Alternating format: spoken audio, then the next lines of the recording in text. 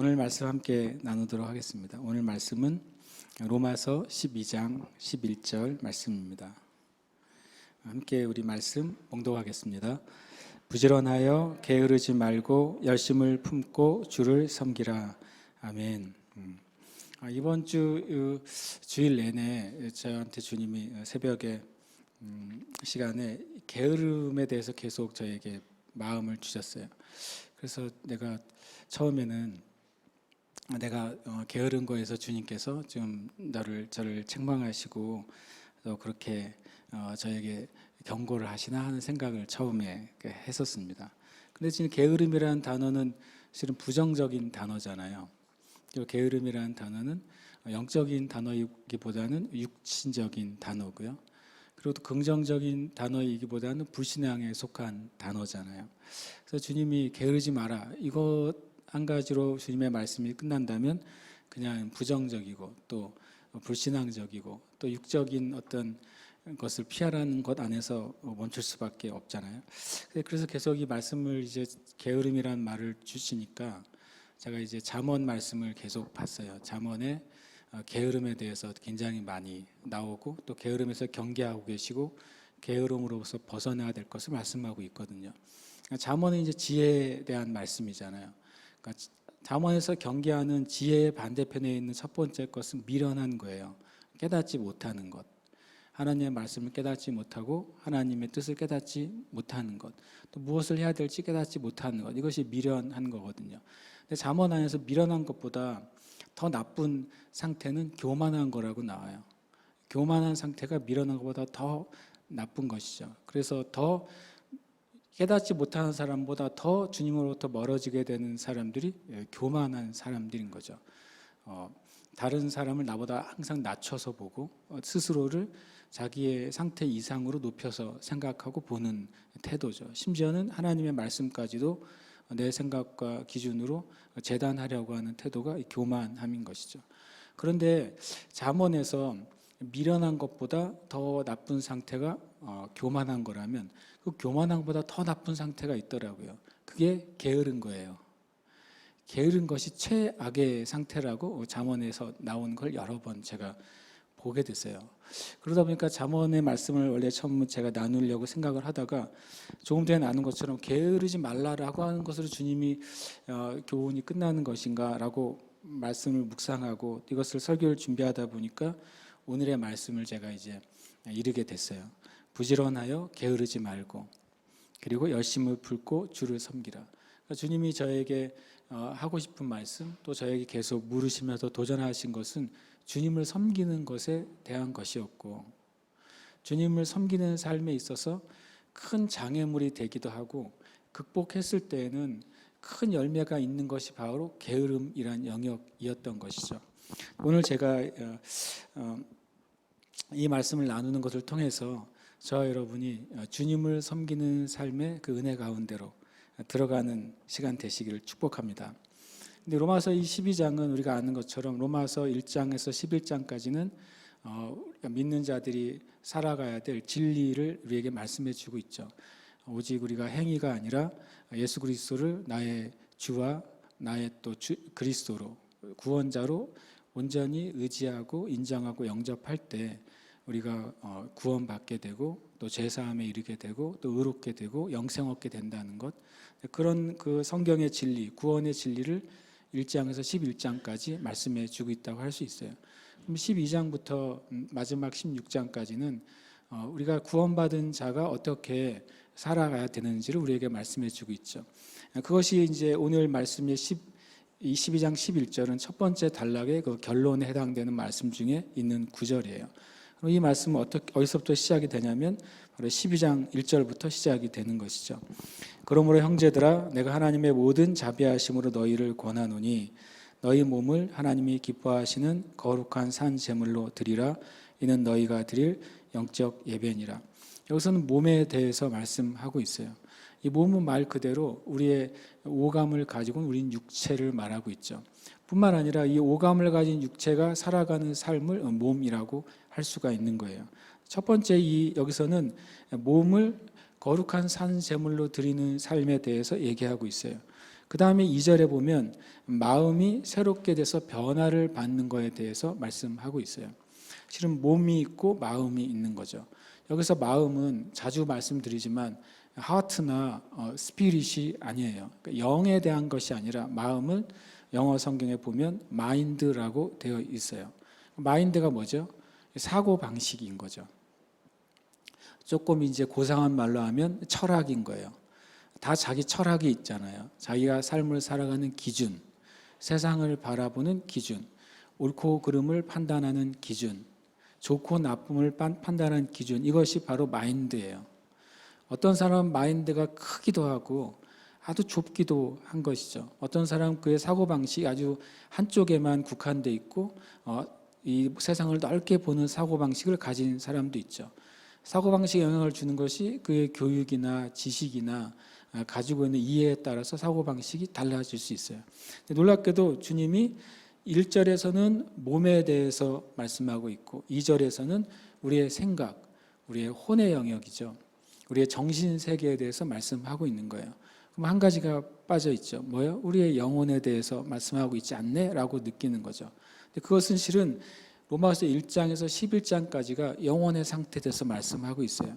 우리의 영혼의 상태는 거듭나야 된다고 하는 거예요. 거듭난 그리스도인들을 향해서 로마서 12장 1절에서 2절에서 대전제가 거듭난 그리스도인의 몸이 어떻게 살아야 되는지, 거듭난 그리스도인의 사고방식, 거듭난 그리스도인의 정신세계가 어떻게 돼야 되는지를 말하고 있다는 거예요. 이거 아주 중요한 질문이지만 자주 하지 않는 질문, 그러나 또 매번 하고 싶은 질문이 있어요. 여러분 구원 받으셨습니까? 아멘이십니까? 그러면 하나 더 나아가서 오늘 저녁이라도 주님이 여러분의 영혼을 찾으신다면, 오늘 저녁이라도 여러분을 찾으시고 이 세상을 떠나신다면 하나님 나라에 갈 것을 확신하고 계십니까? 아멘. 이게 중요하죠. 예. 어떤 분들은 내가 예수님 믿는데 자꾸 그걸 물어보면 조금 짜증이 나네요 라고 말할 수도 모르겠어요. 그러나 실은 이것은 매일 확인해야 되는 질문인 거예요. 매 순간 내 안에 구원의 증거, 구원의 확신, 또 구원의 소망이 있는가 확인해야 되는 것이죠. 제가 어렸을 때 연탄을 사용하는 시절에 살았거든요. 여러분 여기 계신 분들 많이 그러시겠죠. 그러면 추운 겨울날 따뜻하게 지나려면 중간에 한 번쯤은 연탄을 갈아야 되잖아요. 그 두 개를 겹쳐 놓으면 밑에 있는 게 다 하얗게 타면 두 개가 붙어 있으면 그걸 딱 꺼낸 다음에 밑에 있는 연탄을 톡톡 쳐가지고 잘 쳐죠. 그것도 안 그러다가 잘못하면 두 개 다 깨지니까 하나만 빼고 그 위에 새 연탄을 올려놓은 다음에 구멍을 잘 맞춰놔야지. 그래야 불이 이제 올라오잖아요. 밤새도록 뭐가 켜 있어야 돼요? 불이 붙어 있어야 되는 것이죠. 그래야 그 밤 추운 겨울이 내내 따뜻해질 수가 있는 거예요. 그러면 구원받은 확신, 구원받은 증거는 우리 안에 늘 확인이 되어 있어야 돼요. 마치 불이 꺼지지 않아야 그 겨울밤을 따뜻하게 지낼 수 있는 것처럼 내 인생의 삶 안에서 하나님의 은혜 안에 거할 수 있는 중요한 것은 뭐냐면 날마다 내 영 안에 내가 구원받은 자로서 살아가고 있는 것에 대한 확인이 있어야 돼요.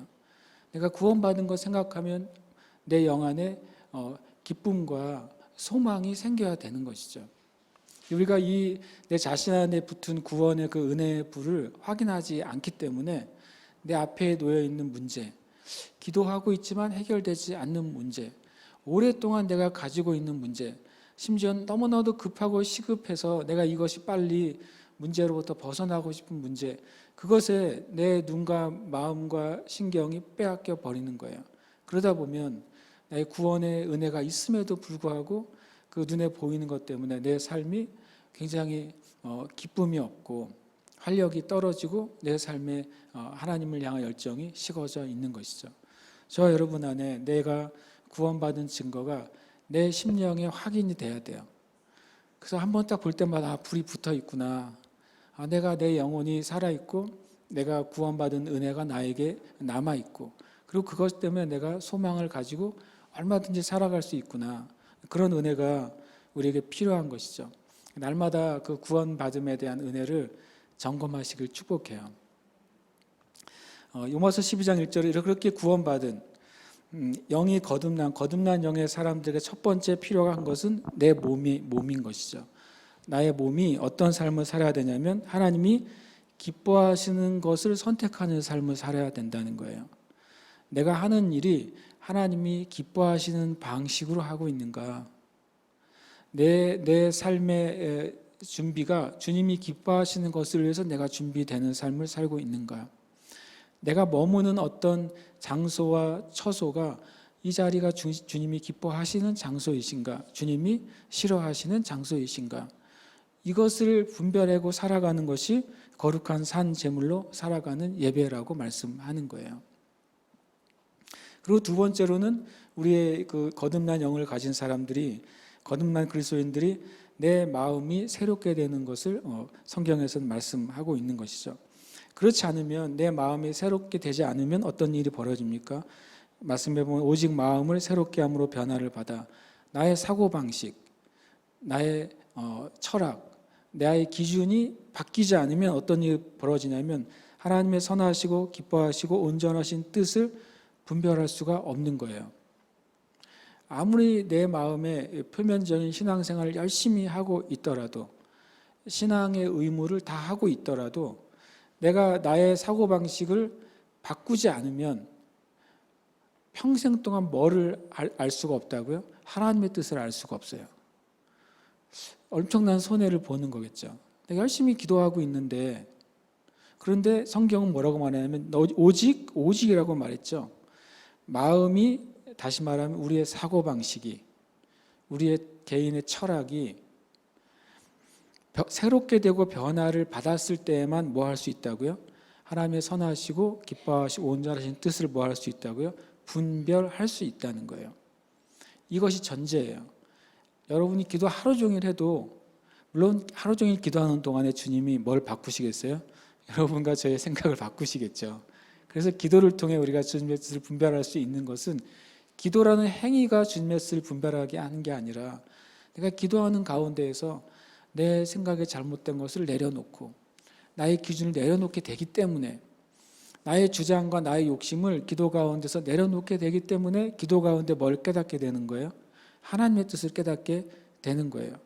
더 깊은 원칙은 뭐냐면 나의 사고방식이 하나님의 것으로 바뀌기 전에는 하나님의 뜻을 분별할 수가 없는 것이죠.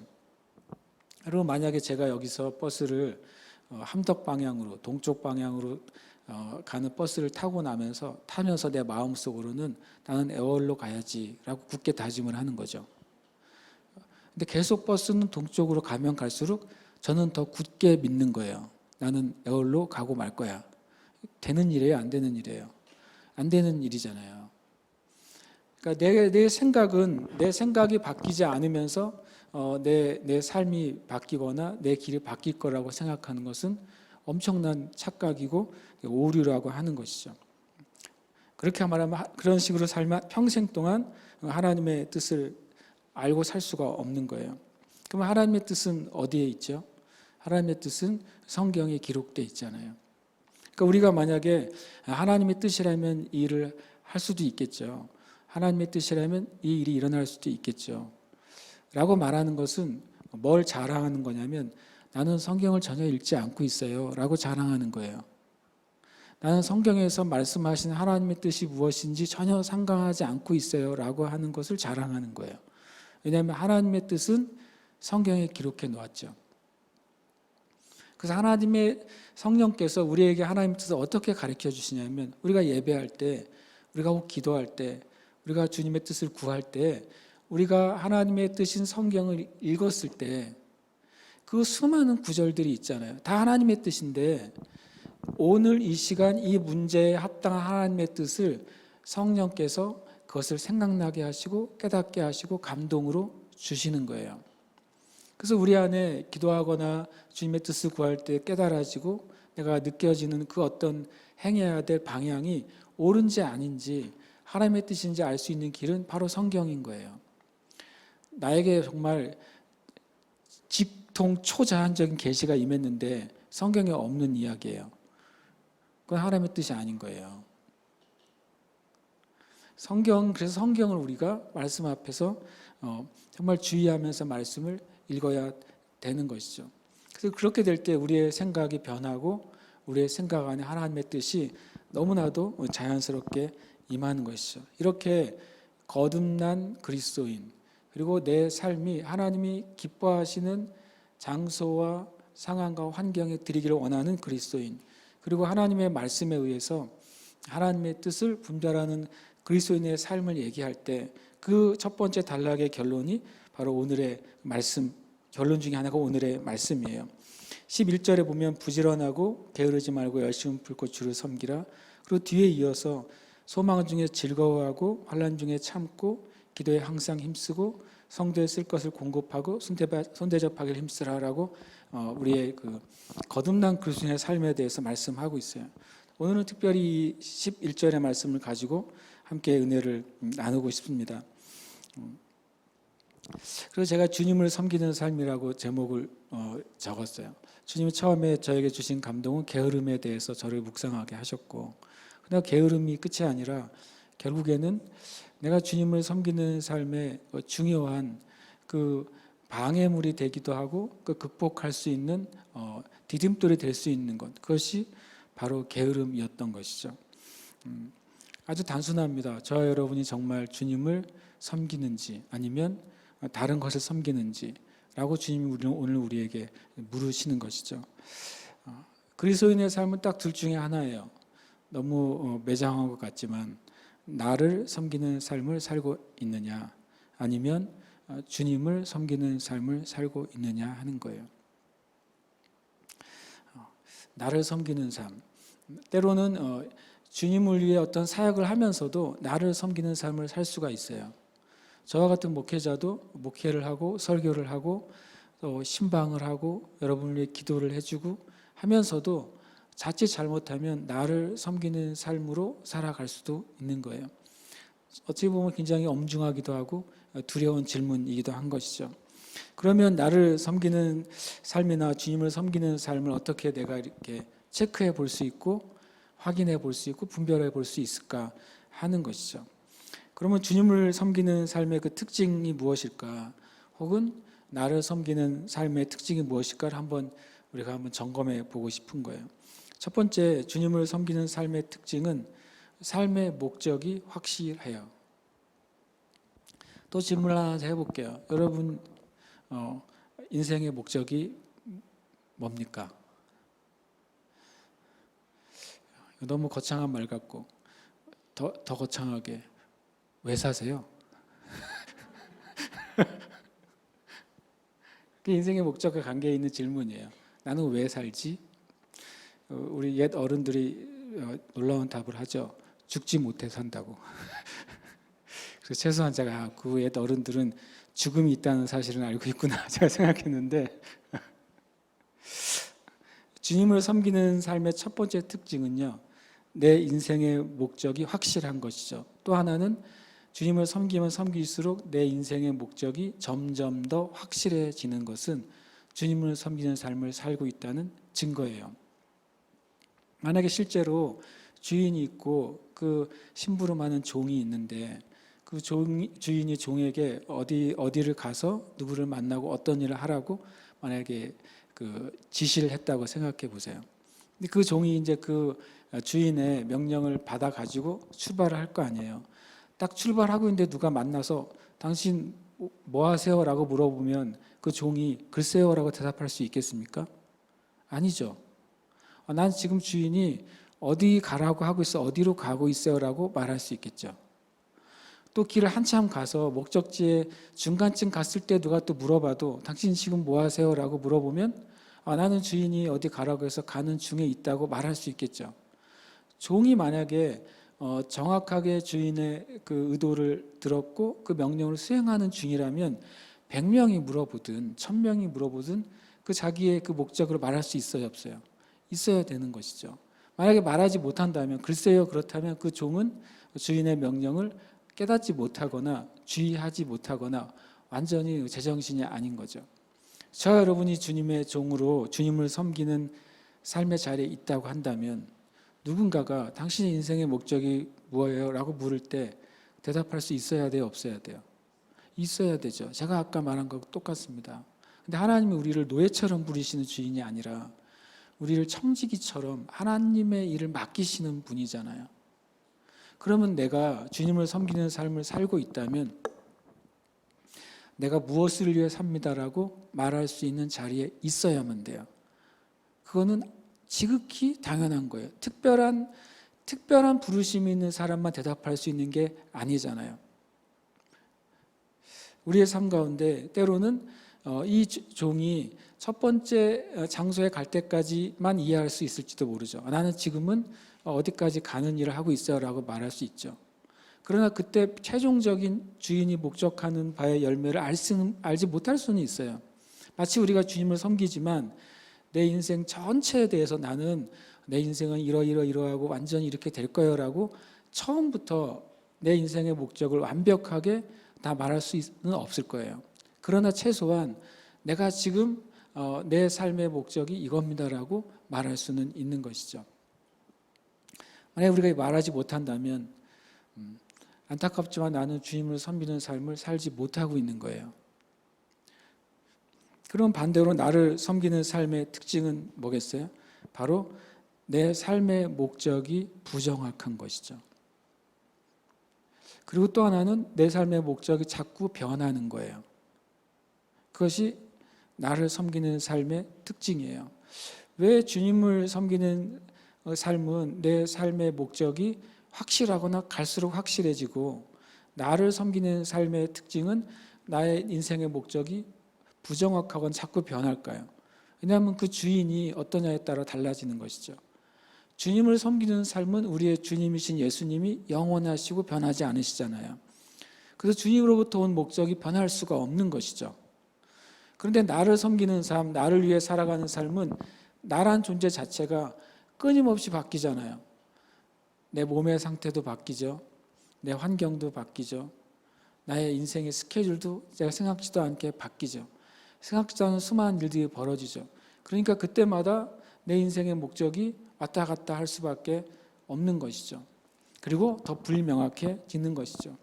이것이 내가 살아갈 길이라고 선택을 했는데 내 자신이 불완전한 존재니까 마음이 굳건하게 시작했다가도 흔들리기도 하고 이 마음으로 시작했다가도 마음에 변심하기도 하는 게 우리잖아요. 우리 자신이 다 그래요. 그래서 나를 섬기는 삶의 특징은 끊임없이 내 삶의 목적이 부정확하거나 변하게 되고 또 인간적이고 지극히 감성적인 인생의 목적을 갖게 되는 거예요. 두 번째, 주님을 섬기는 삶의 특징은 삶을 해석하는 기준이 내가 아니라 주님이라는 것입니다. 내 삶에 어떤 문제가 발생했을 때 그 삶을 이 문제를 어떻게 내가 풀어나가야 될지 그 기준이 바로 주님이 되는 것이죠. 그러나 나를 섬기는 삶의 특징은 내 삶을 해석하는 기준이 내 자신이에요.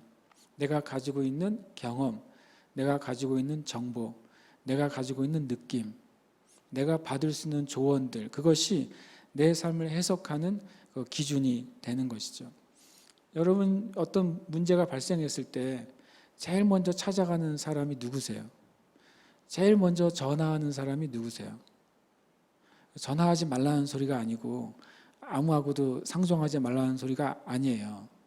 나의 문제를 해결하기 위해서 첫 번째 내가 고려하는 사항이 뭐냐는 거예요.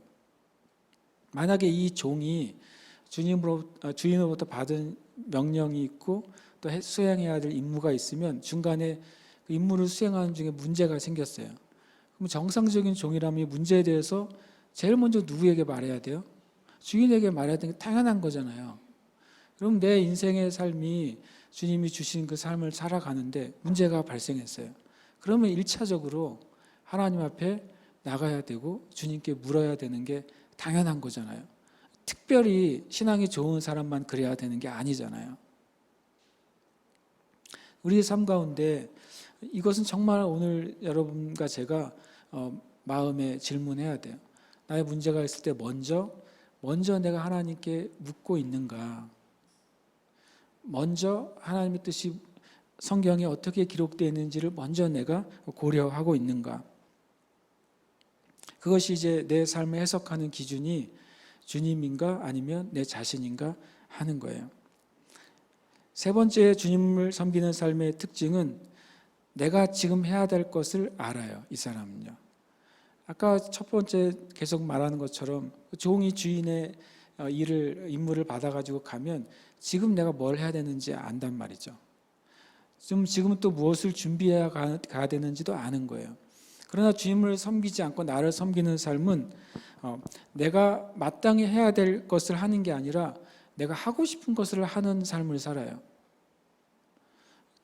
잘 들으셔야 됩니다. 주님을 섬기는 삶은 내가 마땅히 해야 될 것을 하려고 하는 사람이에요. 그러나 나를 섬기는 삶은 하고 싶은 것을 하는 사람이에요. 하고 싶은 것이 긍정적이고 좋을 때도 있죠. 나에게 유익할 때도 있죠. 그런데 한번 생각해 보세요. 음식이 쫙 있어요. 여러분의 위가 먹고 싶은 건 뭐겠어요? 위가 원하는 음식과 여러분이 건강을 위해서 먹어야 될 음식이 같을 확률이 몇 퍼센트나 되겠어요? 별로 없어요. 생각보다. 그래서 우리가 내가 하고 싶은 것을 하는 삶은 대부분 궁극적으로는 선한 열매를 맺지 못할 때가 굉장히 많아요. 그렇다고 마땅히 해야 될 걸 한다고 해서 하기 싫고 정말 나쁜 일을 말하는 게 아니에요. 마땅히 해야 될 일을 하는 것은 나에게 더 유익하고 더 기쁨을 주고 더 좋은 열매를 맺거든요. 정작 처음 시작할 때 그것을 믿는 마음이 되게 부족하기 때문에 그걸 선택하지 못할 뿐이죠. 다시 말하면 주님을 섬기는 삶은 마땅히 내가 해야 될 것을 하거나 그것을 위해 살아가는 거예요. 나를 섬기는 삶은 내 육신이나 내 판단이 하고 싶은 것을 하는 삶을 계속 연속해서 살아가는 거예요. 마지막으로 네 번째 주님을 섬기는 삶의 특징은 하나님의 말씀이 말하는 것에 귀를 기울이는 삶이에요. 그리고 나를 섬기는 삶의 특징은 하나님이 말씀하시는 것에 귀를 기울이지 않는 거예요. 제가 성경 읽는 그 분량을 조금 더 상향 조정을 했어요. 조금 더 읽어보려고. 그러다 보니까 이제 나름의 진도라는 게 있잖아요. 그 진도를 빼야 되는데 뭐 이래저래 뭐 일이 있고 뭐 어린 시절 싸움이 있고 뭐 또 이제 또 누구도 만나고 신방도 해야 되고 그러다 보면 시간이 조금씩 줄어들잖아요.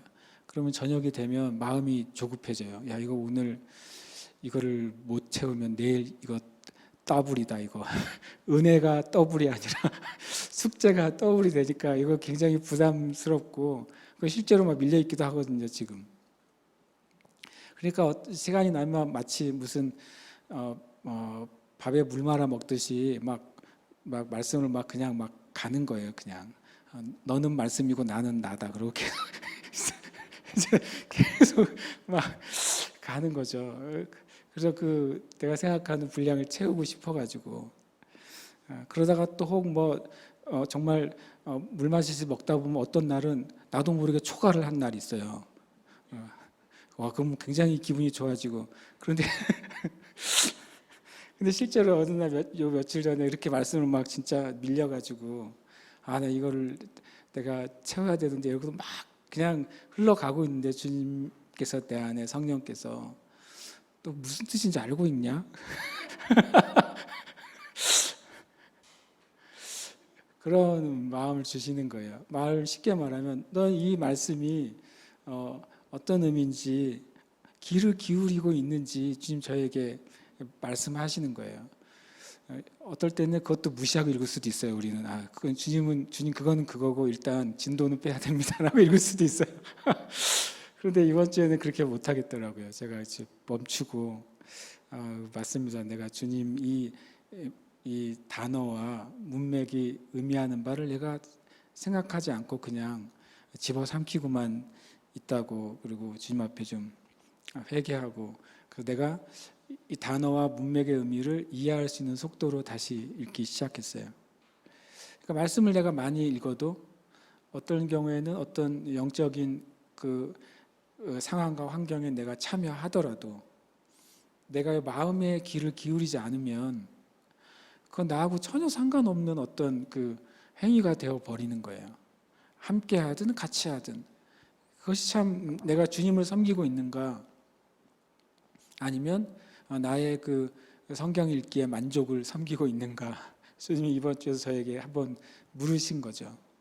우리가 하나님의 말씀하시는 것에 귀를 기울여야 돼요. 그런 사람이 주님을 섬기는 삶을 살 수 있는 것이죠.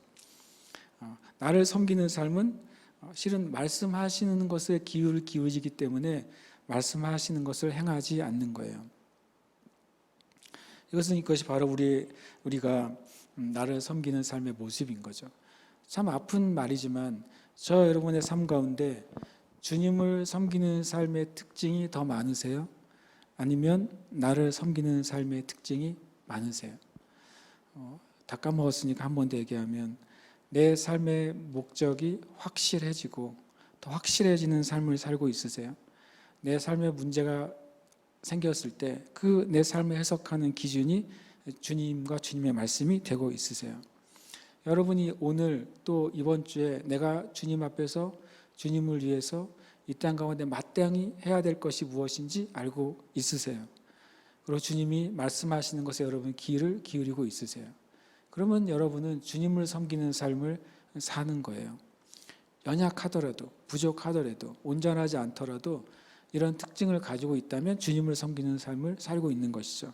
여러분 혹시 여러분의 삶의 목적이 정확하지 않으십니까?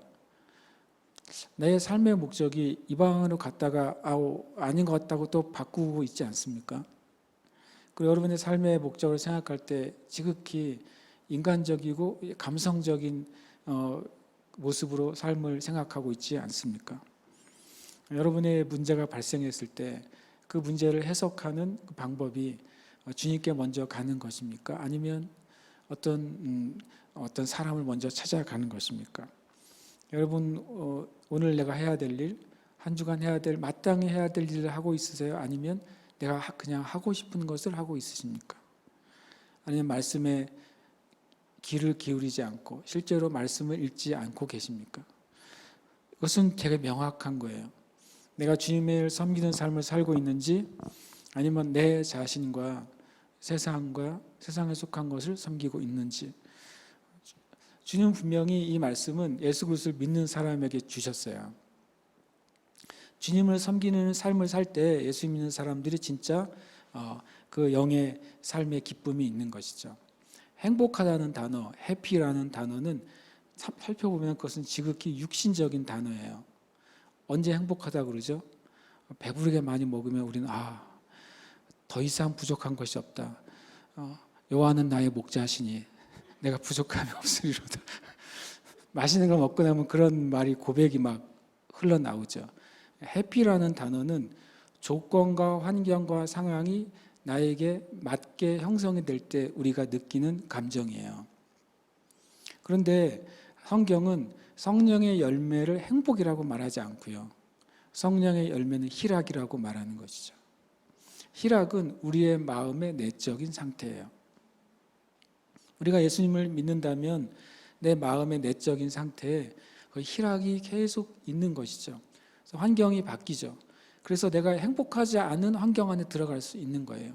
내 육신이 행복하지 않고 내 상황이 행복하지 않고 나의 문제가 풀어지지 않는 그 행복하지 않은 상태가 지속될 수 있는 거예요. 그런데 놀랍게도 예수 그리스도를 믿는 사람의 심령 안에는 성령으로 말미암아 뭐가 있어요? 희락이 있는 것이죠. 누구도 그것을 빼앗아 갈 수 없는 묘한 하나님에 대한, 천국에 대한, 하나님 나라에 대한 어떤 소망과 기대가 지워지지 않는 거예요. 그것이 바로 하나님이 우리에게 주신 성령의 열매인 것입니다. 저 여러분이 정말 바라기는 우리가 나를 섬기는 삶에서 주님을 섬기는 삶으로 옮겨가게 되시길 축복합니다. 오늘 말씀에 보면 주님을 섬기는 삶의 그 세 단계를 얘기해 주고 있어요. 부지런하여 게으르지 말고 열심을 품고 주를 섬기라. 어떻게 하면 내가 주님을 섬기는 삶으로 살아갈 수 있을까? 첫 번째는 게으름에서 부지런함으로 우리가 옮겨가야 될 것입니다. 게으름이 왜 올까요? 게으름은 헬라어로 오크네로스라는 단어를 사용해요. 그 뜻은 뭐냐면 망설임이나 불만이나 실질적인 몸의 게으름 때문에 행동이 느린 사람을 일컬을 때 이 게으름, 오크네로스라는 단어를 사용합니다. 또 마태복음 24장에서는 하나님의 사람들이 자신에게 주어진 은사나 달란트나 책임을 다하지 못하는 상태도 게으름이라고 말씀하고 있어요. 예를 들어서 게으름을 늦게 일어나는 것을 사람이 게으름이다라고 말한다면 재미있는 정확하지 않은 규정이 되는 거죠. 지난주에 이제 보통 제가 지난주 같은 경우는 지저스 아미 어린이 아이들하고 있다가 이제 끝나고 정리하고 집에 가서 씻고 자면 12시, 12시 반쯤에 잠을 자게 되거든요. 그러면 새벽에 일어나는 게 4시 10분쯤에 제가 알람이 맞춰져 있어요. 그럼 저는 엄청 부지런한 사람이 되는 건가요? 늦게 자고 일찍 일어나니까. 그런 기준이 부지런함과 게으름의 기준이 된다면 굉장히 어려운 것이죠. 비밀을 말하면 저는 낮에 낮잠을 한번 자지 않으면 견딜 수가 없어요. 조금이라도 낮잠을 자야 그 밤에 자지 못한 것에 대해서 제가 회복이 된단 말이죠.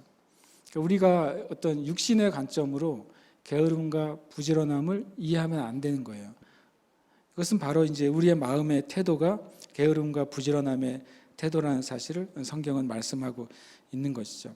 성경에 보면 잠언 26장 11절 이후에 보면 이런 말을 하고 있습니다.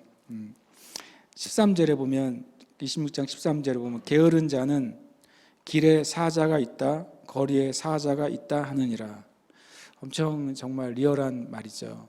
너 왜 이거 안 하니? 그러면은 게으른 사람 밖에 사자가 있어서 나갈 수가 없다고 말하는 것이죠. 길에 사자가 돌아다녀서 나갈 수가 없다. 지금 현대 교회들에게 왜 교회가 예전에 했던 거 안 합니까? 그러면 길에 바이러스가 있어요.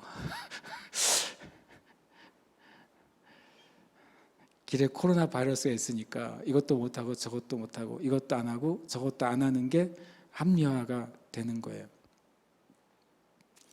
우리의 태도가 실은 게으르냐 부지런하냐의 기준이라고 말씀드리는 거예요.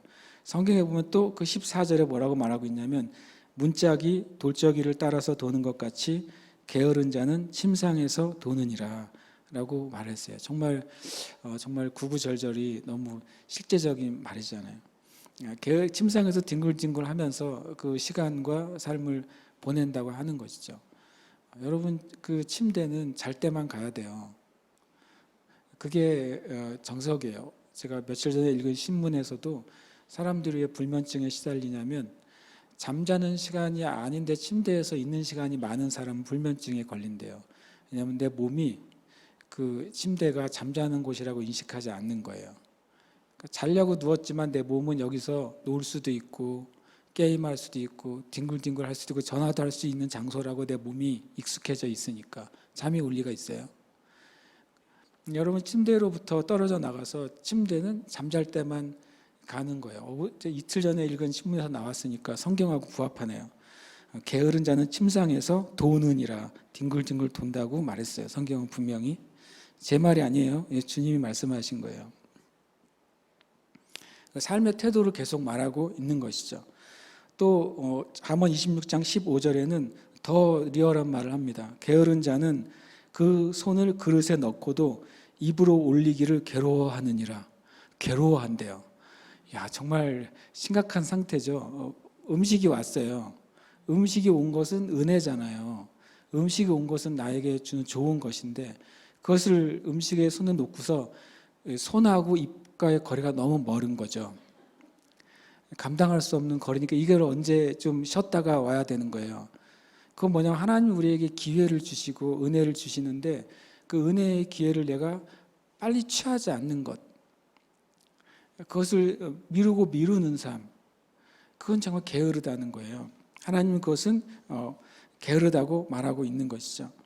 그리고 또 16절에 보면 잠언 26장 16절에 보면 게으른 자는 사리에 맞게 대답하는 사람 7보다 자기를 지혜롭게 여기느니라. 자기가 살아간 인생이 침상이고 자기가 살아간 인생이 손이 닿는 곳 이상으로 살아가지 않으니까 내 삶의 태도가 내가 생각한 수준 안에서만 계속 있는 게으름의 태도를 가지고 있으니까 내 삶의 테두리 밖에 있는 지혜를 들으면 그게 오히려 미련하게 보이는 거예요. 더 넓은 세상의 지혜를 들으면 더 미련하게 보이고 하늘의 지혜, 성령의 지혜를 들으면 그것은 완전히 말도 안 되는 이야기로 들리는 거죠. 바로 게으르면 게으를수록 더 미련하게 되고 더 교만하게 되고 그리고 더 하나님으로부터 멀어지게 된다고 성경은 말씀하고 있는 것이죠. 그래서 이 부지런하다고 하는 소리는 뭔가를 일을 계속한다는 것만을 의미하는 게 아닌 거죠. 일시적인 열정은 진정한 부지런함이 아니에요. 보이스피싱 하시는 분들 얼마나 열정적으로 쉬지 않고 하는지 모르겠어요. 그분들은 보이스피싱을 했을 때 사람들이 욕을 하고 거절을 해도 절대 상처를 안 받고 다시 새로운 사람을 찾아서 전화를 하잖아요. 저도 몇 번 그런 비슷한 전화를 받았던 기억이 있는데 제가 굉장히 단칼에 잘랐어요. 근데 건너편 분은 전혀 상처를 안 받으시더라고요. 아마 제 거절을 당한 다음에 또 누군가의 전화를 걸어서 또 미혹을 하려고 하겠죠. 이런 종류의 육신적인 뭔가를 열심히 하는 상태 자체는 부지런한 게 아니에요. 우리가 우리의 그 삶의 태도가 바뀌어지는 것. 아까 말한 것처럼 우리가 주님을 섬기는 삶의 특징들을 갖게 될 때 우리의 삶이 게으름에서 부지런함으로 바뀌어지는 것이죠. 두 번째, 열심을 점검하라고 두 번째 단계를 우리에게 말씀해 주고 있어요. 부지런하여 게으르지 말고 열심을 품고, 열심을 품다는 말이 어디로부터 오는 열심인지를 우리는 살펴봐야 되는 것이죠. 이 열심을 품다고 할 때 개역개정 성경은 부지런하여 게으르지 말고 열심을 품고라고 그냥 써 있어요. 주보에 제가 세번역 성경 말씀을 적어놨는데 열심을 내어서 부지런히 일하며 성령으로 뜨거워진 마음을 가져라라고 되어 있는 것이죠. 이 성령이라는 단어가 한글 개역 성경에는 빠져 있어요. 그런데 킹제임스 성경을 제가 적어놨는데 그 성령이라고 한 단어를 킹제임스 성경은 인스피릿이라고 쓰면서 소문자 스피릿이라고 번역을 해놨어요. 스피릿이라는 영이라는 단어가 소문자로 쓰여질 때는 그걸 무엇을 의미하죠? 사람의 영을 의미해요. 사람의 영이거나 또는 귀신을 의미할 때 소문자 스피릿이에요. 그런데 헬라어로는 똑같이 푸뉴마인 거죠. 영인 거예요. 그런데 밑에 AMP 성경은 원어의 의미를 좀 확대해서 번역한 성경인데요. 거기에 보면은 그 열심을 품고를 with the spirit이라고 돼 있어요. the spirit. 그리고 영이라는 spirit이라는 단어가 대문자로 쓰여질 때 그건 뭘 의미합니까? 성령님을 의미해요. 똑같은 영인데 소문자 영은 사람의 영을 의미하고 똑같은 스피릿 영인데 대문자 스피릿은 성령님을 의미합니다. 참 놀랍게도 같은 단어지만 두 개로 해석이 가능한 단어가 푸뉴마티라는 단어가 되는 거죠. 그래서 이 부지런하여 게으르지 말고 그 다음에 열심을 품다는 말은 열심으로 태워진다고 표현되어 있어요. 뭔가 가열이 돼서 내가 뜨겁게 된 상태를 말해요. 그런데 그것이 어디서부터 시작되냐면 그것이 성령이거나 우리의 영이거나 똑같이 어떤 의미를 가지고 있냐면 우리가 무엇을 열심히 품을 때 그것이 육적이거나 세상의 영에 의해서 동기를 부여받는 것이 아니라는 것을 의미하는 거예요. 육적인 동기로 생긴 열심, 세상에서 모든 사람들이 하기 때문에 나도 이것을 열심히 해야지라고 하는 그런 열심은 바로 우리를 주님을 섬기게 하는데 실패할 거라고 하는 것이죠. 새로운 아파트가 분양을 하면 청약 열기가 대단하잖아요. 엄청난 열심을 풀고 사람들이 모여든단 말이죠. 여기서 말하는 열심은 그런 열심이 아닌 거예요. 세상의 영이 원하는 것, 또 우리의 육적인 정욕이 원하는 것, 하나님의 뜻이 아닌 나의 뜻이 원하는 것을 위해 열정을 품는 것은 하나님을 섬기는데 주님을 섬기는 건데 전혀 효력이 없다고 성경은 말씀하고 있어요. 저와 여러분이 요즘 열심을 품고 있는 게 무엇입니까, 여러분? 여러분이 요즘 제일 많은 시간이 들여서 하고 있는 그 일, 그게 열심을 품고 있는 거예요. 여러분이 비용을 지불하면서까지도 여러분이 하고 있는 일, 그것이 열심을 품고 있는 거예요. 여러분이 가장 많은 에너지를 쏟으면서 하고 있는 일, 그게 열심을 품고 있는데 똑같은 그 일이지만 내가 그 목적과 그 마음의 동기가 하나님 나라를 위해, 주님을 위해, 주님을 섬기는 것처럼 내가 하고 있느냐, 그것으로 말미암은 열심으로 내가 불타고 있느냐, 아니면 나의 목적, 나의 일, 나의 행복을 위해서 그것을 불타오르고 있느냐, 우리는 우리의 열심을 점검해야 되는 거예요. 그렇지 않으면 정말 열심히 사는데 하나님이 주시는 그 열매와는 상관없는 열심을 살게 되는 것이죠. 이렇게 불타오르는데 우리 자신이 소멸되지 않는 그 열정은 성경에 보면 하나님께서 모세를 만나 주실 때 떨기나무 가운데서 만나 주시잖아요. 떨기나무는 땅에는 흔한 나무인 것이고 땅에 속한 것이고 물질에 속한 거예요. 근데 거기에 하나님의 불이 붙습니다. 하나님의 불이 붙으니까 떨기나무가 타지 않으면서 땅의 것이 타거나 소멸되지 않으면서도 그 불이 계속 붙어 있는 것이죠. 바로 이것은 하나님의 열심이었어요. 마치 이 모세는 그 광야 가운데 흔하디 흔한 떨기나무와 같은 존재가 되어버렸잖아요. 40년간 양을 치는 삶을 통해서 스스로도 나는 아무것도 아니고 나는 말하지 못하는 자고 하나님이 사람 잘못 찾으셨어요 라고 말하게 되는 그런 상황에 되어 있는, 광야에서 흔하디 흔한 그런 양치기 중에 한 명으로 스스로를 여기는 상태였어요. 마치 떨기나무와 같은 것이죠. 근데 주님이 거기에 불을 붙이겠다고 말씀하시고 그 불을 붙이는 날이 그날이 된 것이죠. 하나님의 그 불이 모세에게 붙으니까 그가 가지고 있던 그 지팡이가, 양떼를 몰던 지팡이가 홍해를 가르고 하늘의 문을 여는 권능의 지팡이가 된 거예요. 지팡이는 아무 힘이 없죠. 그러나 거기에 하나님의 열심의 불이 붙으니까, 하나님의 성령의 불이 붙으니까 하나님이 그것을 통해 역사하신 것이죠. 저와 여러분의 열심을 점검해야 돼요. 그리고 우리는 실제로 내가 하나님이 원하시고 하나님이 기뻐하시고 내 삶을 위해 주신 최고의 삶을 위해서 내가 불이 붙도록 기도해야 돼요. 열심을 점검하지 않으면, 다시 말하지만 많은 에너지를 소비하지만 하나님과 관계없는 삶을 살게 되는 것이죠. 세 번째 단계는 말 그대로 주님을 섬기는 거예요. 주님을 섬기는 것. 제가 지금 설교를 하고 있는데 내가 주님을 섬기는 설교를 해야 되는 것이죠. 전에 어떤 책에서 그 지은이가 이렇게 질문한 걸 제가 읽었었어요. 설교자들에게 당신은 설교를 하나님 앞에서 합니까? 사람 앞에서 합니까? 이게 참 대답하기 어려운 질문인 것이, 전 실제로 여러분 앞에 설교를 하고 있잖아요. 온라인과 오프라인으로 같이 예배드리는 여러분 앞에 설교를 하고 있어요. 근데 하나님 앞에서 한다는 말이 무엇일까? 내가 하는 설교의 내용이 하나님의 뜻에 합당하고 하나님이 주시는 것으로 내가 할 때 나는 이 설교가 주님을 섬기는 게 되는 것이죠. 하나님의 뜻, 하나님이 원하시는 말씀을 내가 정직하고 또 담대하게 말할 수 있을 때 나는 주님을 섬기게 되는 거예요.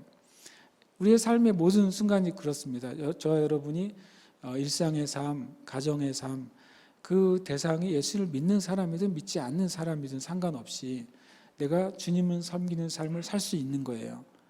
하나님의 기준으로, 하나님의 마음으로 성경의 진리 안에서 내가 살아가고 성령님께서 내게 주시는 그 마음을 따라, 그 내 영 가운데 주시는 그 음성을 따라 내가 순종하며 살아갈 때 나는 주님을 섬기는 것이죠. 우리가 주님 앞에 좀 기도하고 싶습니다. 성경은 에베소 5장 16절 이렇게 말씀하고 있어요. 세월을 아끼라 때가 악하니라. 우리가 때가 악하다고 불평할 수 있죠. 이 세상이 너무나도 제약이 많다고 우리는 불평할 수도 있어요. 그러나 그렇게 해서는 답이 안 되는 거죠. 우리는 세월을 아껴야 돼요. 세월을 아끼는 것은 원어 성경에는 너의 시간을 구원하라 이렇게 되어 있어요. 또 다른 의미로는 모든 시간을 최고의 기회로 바꾸라고 말씀하고 있는 거예요. 저 여러분이 주님 앞에 오늘 이 시간 말씀 주신 것을 가지고 함께 기도했으면 좋겠어요. 주님, 제가 정말 주님을 섬기는 그 삶을 살고 싶습니다. 부지런하여 내가 게으르지 않고 정말 성령님에 의해서 거듭난 내 영에서 일어나는 열정을 가지고 살고 싶습니다. 그리고 내가 내 자신을 섬기는 삶이 아니라 주님을 섬기는 삶을 살기를 원합니다. 우리가 주님 앞에 오늘 나눈 말씀을 가지고 우리가 함께 이 시간 기도하겠습니다. 살아계신 주님 감사드립니다. 하나님, 이 시간 주님 앞에 내 마음을 드리기를 원합니다. 주님, 제가 나를 섬기는 삶에서 주님을 섬기는 삶으로 옮겨가기를 원합니다. 게으른 삶에서 부지런한 삶으로 내가 옮겨가기를 원합니다. 하나님의 삶 가운데 주님의 말씀이 최우선이 되고 주님의 길이 최고의 고려 사항이 되는 삶을 살기 원합니다. 하나님, 주님의 말씀을 내가 주의 깊게 읽고 주님의 말씀에 귀를 기울이는 삶을 살기를 원합니다. 내 모든 삶을 하나님 안에서 해석하고 이해하는 삶을 살기를 원합니다. 주님 앞에서 이 자리가, 이 시간이 내 일생에 가장 중요하고 가장 가치 있고 가장 하나님 은혜로운 시간인 것을 믿고 가운데 주님 의지하며 살기를 원합니다. 거룩같이 성령 하나님, 우리로 깨닫게 하시고 주님의 길을 가게 하여 주시옵소서. 깨닫게 하시고 주님의 뜻을 보게 하여 주시옵소서. 주님께 감사드립니다. 주님 찬양합니다. 주 다시 오셔서 하늘과 땅 모든 곳에 위엄 나타내리니 깨닫는 마음을 주시고 일으키는 마음을 주시고 다시 일으키는 마음을 주셔서 저 바로 설 수 있도록 역사하여 주시옵소서. 마음을 새롭게 하여 주시옵소서. 주님 간절히 간구합니다. 주님 감사합니다.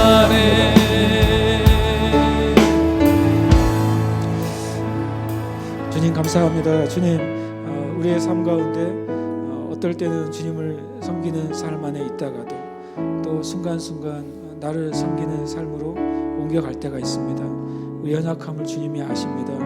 그러면서 성령께서 우리 안에서 계속해서 내가 주님을 섬기는 삶을 살 때 진정한 희락이 우리 안에 있으며 진정한 삶의 열매가 있다는 것을 우리에게 계속 권면하십니다. 우리 사랑하는 자매들의 삶 가운데 계속해서 게으름에서 부지런함으로 나를 섬기는 삶에서 주님을 섬기는 삶으로 계속해서 나아가며 바뀌어지도록 축복하시고 오늘이 그렇게 새로운 날의 시작이 되도록 축복하여 주시옵소서. 오늘 또 이 시간 감사함으로 주님께 예물을 드립니다. 예물에 복되게 하시고 하나님이 주시는 형통함과 축복과 은혜가 온 교회 성도들에게 풀어지게 하여 주옵소서. 살아계신 예수님의 이름으로 기도드립니다. 아멘.